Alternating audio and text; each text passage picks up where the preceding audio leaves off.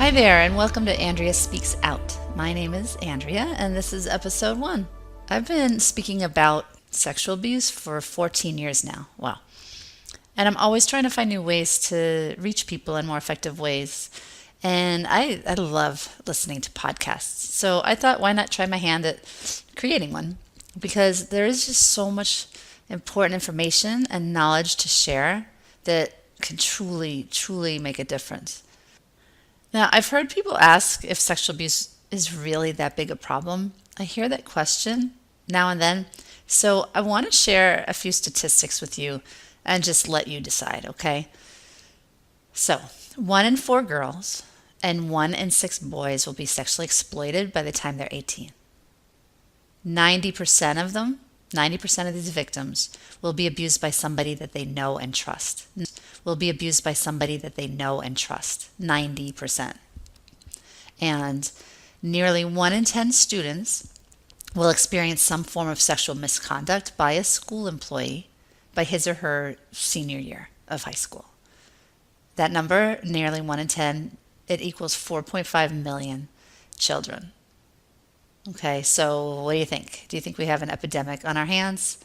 Yeah, I think so. Now, a fact I like to focus on that doesn't make me want to jump off a bridge listening to those numbers is that many cases of abuse are preventable with education and training. So this really has become my mission to share information with people. Information that I've learned the hard way, information I've learned through research I've conducted, through supporting other survivors, and through empowering children, empowering parents and foster parents, teachers, school cities. I can't think of anything more important than protecting our children because sexual abuse impacts everything that happens in our society. I just want to help. I just want to help. So that's why I'm here. Let's see what this episode is all about, shall we? Episode 1 here this is an introduction into what you can expect from Andrea Speaks Out, this podcast. So today I want to share with you why I'm creating this, like why now? What exists out there that demands such a need for a podcast like Andrea Speaks Out? So I'm going to talk about that a little, and then I want to share what I believe is the purpose of this podcast. I am also going to share what kind of content we'll have here, things you can look forward to hearing. And I also want to share the format our episodes are going to follow. And I'll give you a basic idea of what to expect, although I'm sure it will change a little and evolve as the show grows. I'm also today going to share a little abuse, how I got to this place in time and in my healing where I'm launching this podcast. And I'm also going to share how you can contact me and reasons to do so. So let's start with why now. Why am I launching a podcast about sexual abuse at this point in time? I think the Me Too movement has become a critical factor in empowering survivors to speak out. There are just so many sexual abuse issues in the news, like every day. It seems like we're hearing something new. Like you can't get away from it, even if you want to. And whether it's sexual abuse that's happening in schools, or in churches, or in politics, or in scouts, it's just clearly this epidemic. And I don't know if we're all connecting the dots necessarily, and looking at it in a bigger, more systemic way. And one thing that has been very striking to me, especially lately, is some of the language that's being used when talking about sexual assault allegations, and victims and survivors. And it's a big reminder for me that there's a lot of work that remains to be done, and a lot of ignorance sometimes that needs to be fixed. And man, if you have a voice that's ready, you got to share it. I have to share my voice. So really, I think the Me Too movement and so many events going on in the news and the media, I think they've really been a catalyst for me to try reaching people now through a podcast. And so here we are. Okay, so what is the purpose behind Andrea Speaks Out? What do I want listeners to take away from each episode? I believe very strongly that what you focus on, you find. And I like to focus on, and I believe very strongly that what you focus on, you find. And I like to focus on solutions. I do. I like to focus on truth and empowerment and prevention and education and awareness and justice and positivity. And I think there's so much out there that's kind of reactive but not proactive. And I don't think there's enough focus on prevention. And I think we have to talk about all of these issues, but I think we can do it in a positive way and solution focused way. That's my belief anyway. And I'm not about bashing. I never have been. I am all about truth and honesty and having the right to speak and being angry and outraged at things, but I've never been about negativity around those things or bashing or cruelty. Just no matter what has been done to me, it doesn't mean I have to return the favor in an ugly and cruel way. There's just another way to do it. So we're going to cover a lot of issues and topics and ideas. And that's my goal anyway. I may not always be perfect in delivering that, but that is my goal that I always want to come back to. So if anybody out there happens to listen, which may just be my husband and one friend, but hopefully a few more will tune in. If you find or you feel that I'm getting nasty because my anger gets the best of me, it's okay. I'm giving permission to check me on that. I would welcome it because then I'll know I have to refocus. It's not my goal to be that way. Okay. So I want Andrea Speaks Out to be a healing place. I want it to be a safe landing spot for listeners. I want it to be a safe landing spot for survivors, for loved ones of survivors, and those just simply looking for information. I want it to be a healing experience coming here, joining me.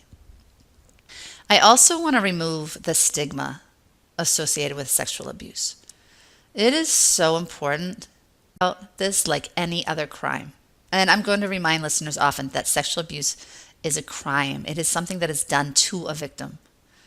And if there's such a stigma attached and it's such a taboo subject, we're not going to get anywhere. We're not going to prevent this from happening at all. We have to learn to talk about it. And I'm going to repeat this phrase over and over throughout this podcast because I don't think sexual abuse survivors can hear it enough. This is not your shame. There's so much shame attached to being sexually abused, and shame is the great silencer. Oh my goodness. Shame paralyzes you. And when you can release that shame, just so many miraculous things can happen in your life. It can be very difficult to get to that place in your life. I get it. It took me ages to release that shame. For a long time, I don't think I even realized I was carrying shame. I really didn't. But I worked very hard, and once my awareness was raised and I understood the level of shame I was carrying, I was wearing, really, I felt like I was wearing this shame. Once that shame was lifted, it wasn't my secret anymore. It was my abuser's secret. It was his shame. I know firsthand that this concept is very powerful, and it's a critical part of the healing process. And by lifting the stigma attached with sexual abuse, we help release the shame. And I want to be a key part of that for anyone who listens. I'm going to have different episodes focused on healing. I know there are a lot of folks out there who don't have hope. They don't believe things will ever get better, and it makes me so sad. But I promise you, it's possible. It's work, but it's so worth it. So worth it, I promise. I also want listeners to walk away with a sense of validation. I think that validation could change the world. I really do. I think people need validation, communities need it, survivors need it. Everyone needs to feel that people get them.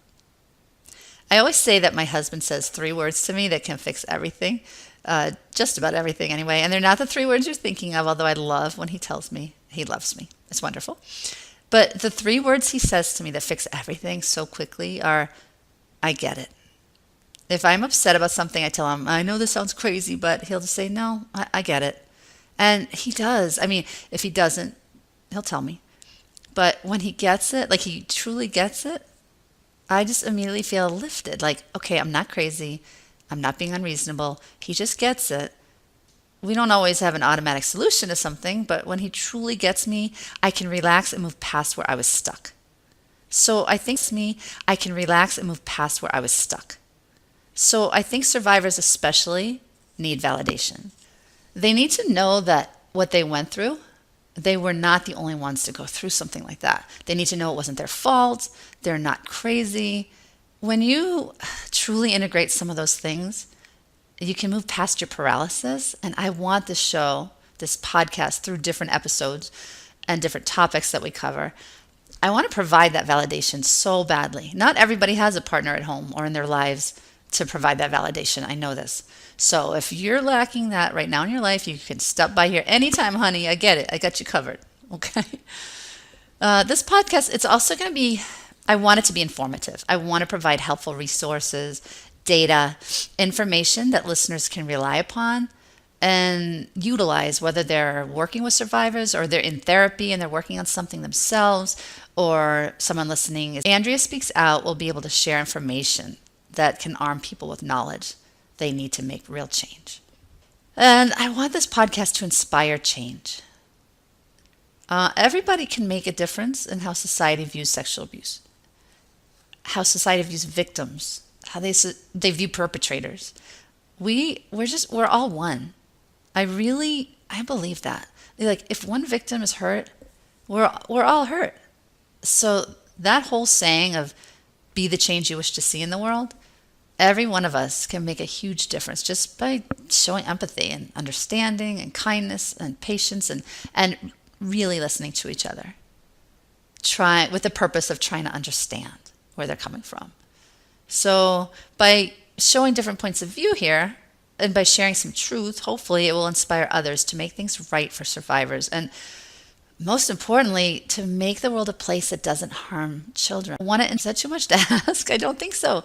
A world that doesn't create victims in the first place. We need to stop sexual abuse. We need to stop being reactive, like I said, and become proactive and raise awareness. And I want to inspire that awareness and change so badly. I live my life every day with that thought in mind, of just trying to leave the place I was just in just a little better than when I first got there. Imagine if we all did that. So those are my little thoughts on the purpose of Andrea Speaks Out. Okay, so let's talk about the format of the show. I'm going to choose a different topic each episode. I may circle back on some topics, but look at it from different angles. I've got a few guests lined up already, which I'm very excited about. And yes, I'm withholding their identities until the episodes unfold and after we record them, just to be safe. And I'm going to feature some survivors. I'll feature some experts. I'm looking forward to having loved ones of survivors on the podcast because I don't think there are enough resources out there for partners of survivors. For the daughter or the son of a survivor, for a parent of a survivor or the husband or wife of a survivor. What a tough journey it is for them. I don't know how my husband does it sometimes, I swear.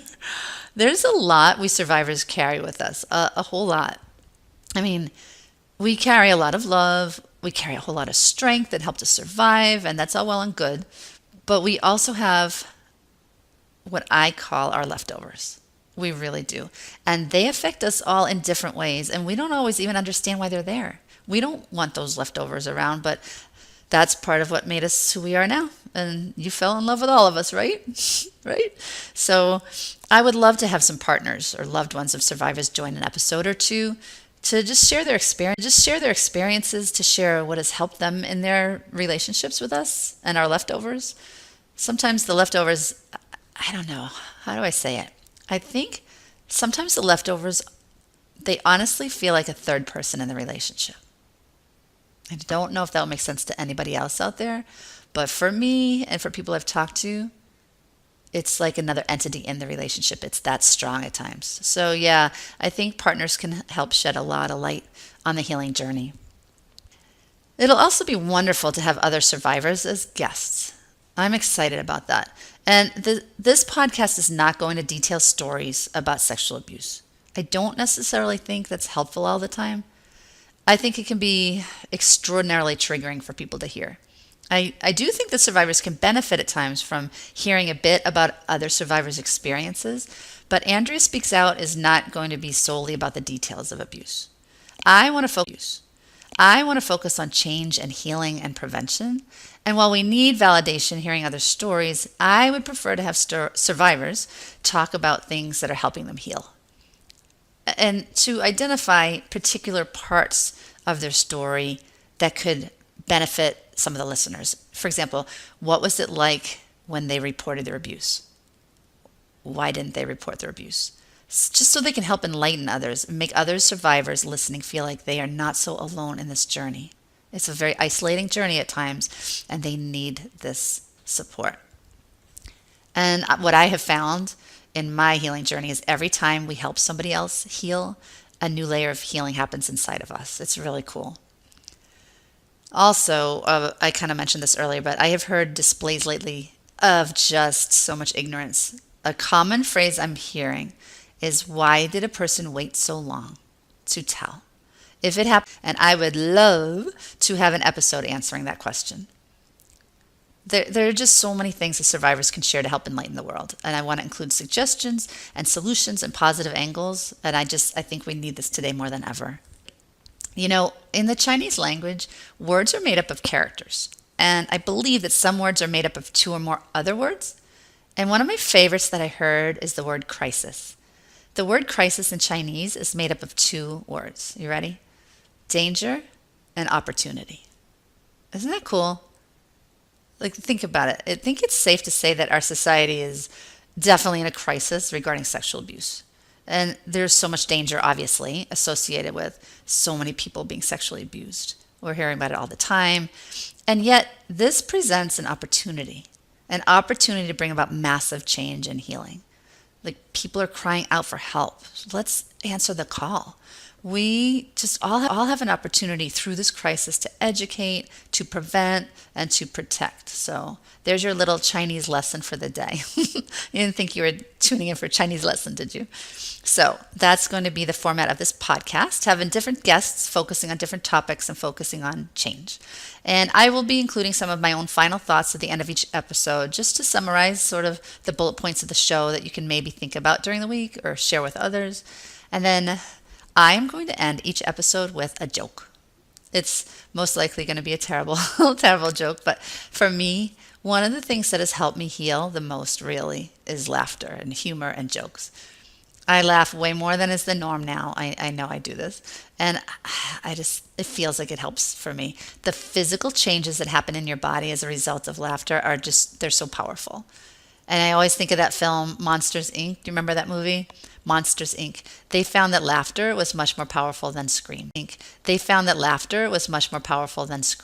So that's how I'm going to end each episode. So, all right. Now I want to share with you little bullet points of my story and how I got to where I am today. So I was sexually abused by my middle school teacher. Middle school for me was junior high school up in Massachusetts a million years ago in the 80s. So middle school included 7th, 8th, and 9th grades. This teacher, Mr. Baker, was my 9th grade science teacher. And Mr. Baker befriended me in the 9th grade.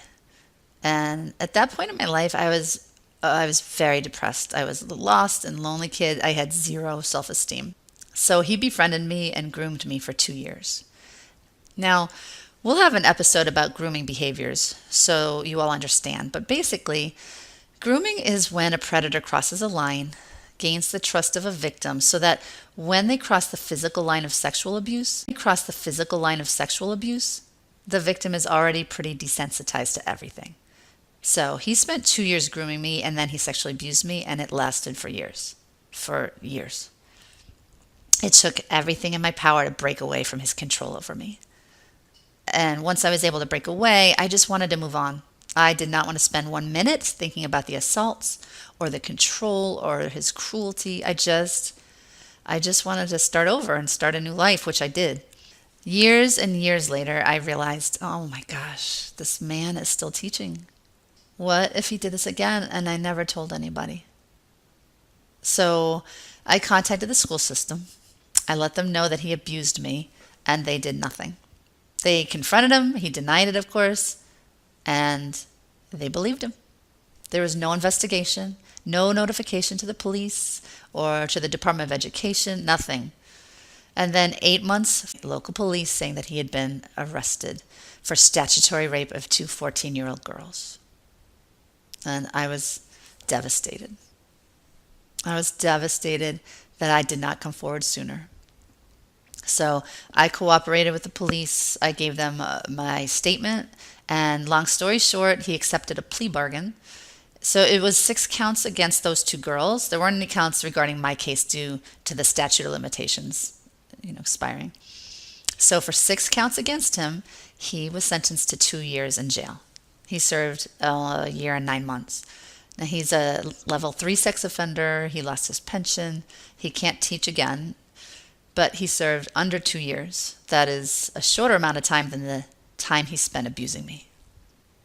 So that is my story in a nutshell. And ever since I made that report to the school, I started speaking out because I felt that if I can make a difference by using my voice and sharing my story, all that abuse did not happen in vain. So I will be weighing in on different topics based on my experience too. And it's not pretty, but it is important. It's a cautionary tale, I guess.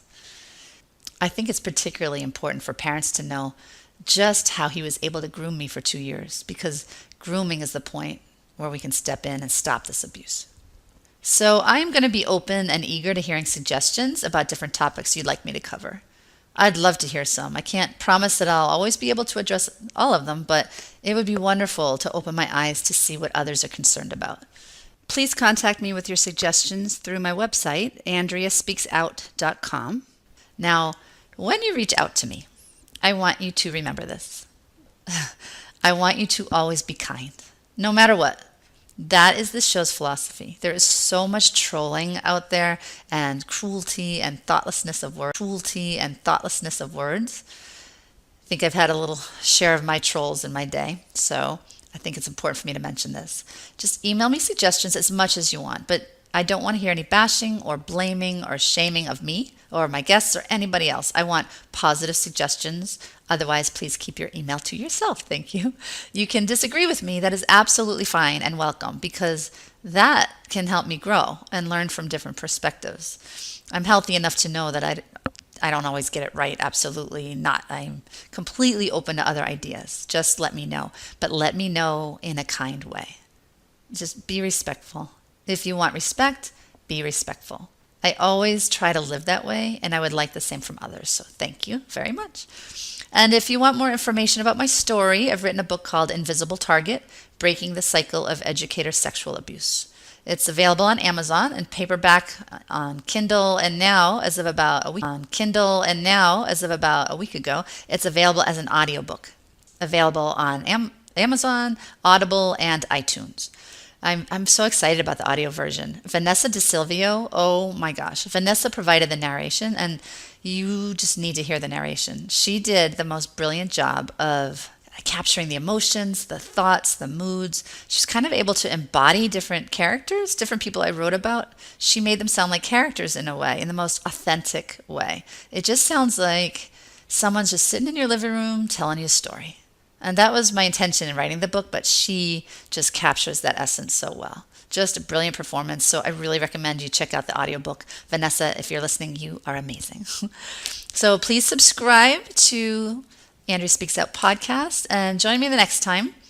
And if you feel like this podcast would be helpful for others, please feel free to share it. Share anything. Even if you heard one little tidbit, one thought, share it. Just get the conversation going.